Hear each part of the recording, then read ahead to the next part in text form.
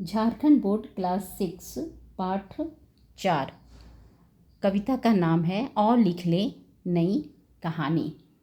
प्रस्तुत कविता और लिख ले नई कहानी के कवि श्री आनंद विश्वास जी हैं। इस कविता के माध्यम से कवि बेटे और बेटियों के बीच अंतर की मानसिकता को दूर करने तथा विकास के लिए दोनों को समान अवसर देने का सुझाव दिए हैं।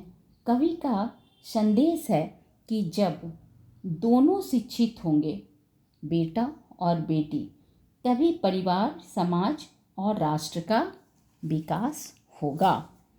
इस कविता में पहला प्रश्न है, बेटी युग से कवि का क्या तात्पर्य है?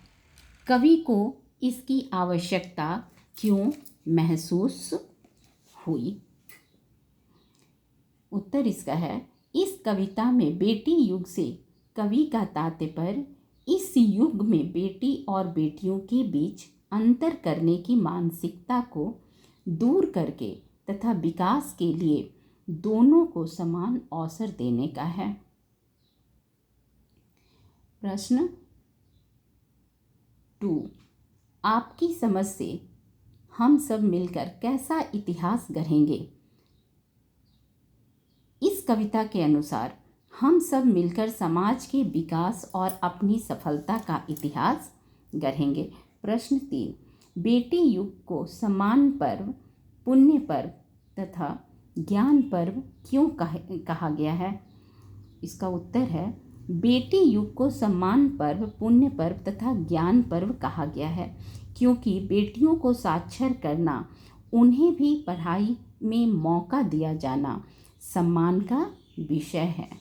उनकी दयनीय स्थिति से सम्मान की स्थिति तक पहुंचाना पुण्य पर्व है तथा समय के अनुसार बेटियों में परिवर्तन ही ज्ञान पर्व है। प्रश्न 4, कवि ने सोने की चिड़िया किसको कहा है और क्यों?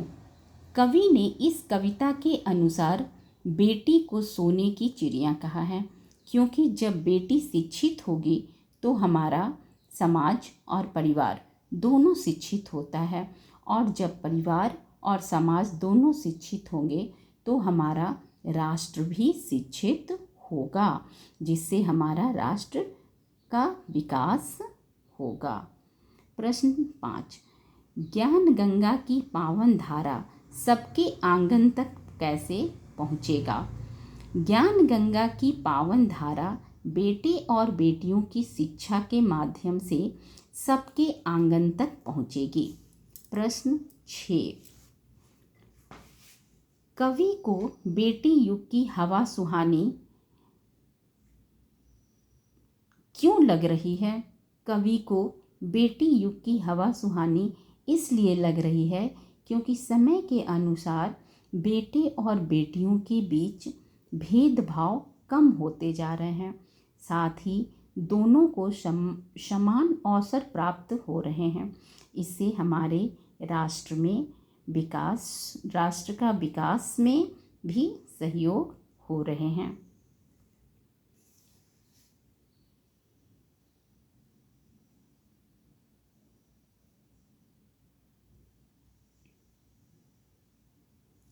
इस कविता में सिर्फ 6 प्रश्न हैं।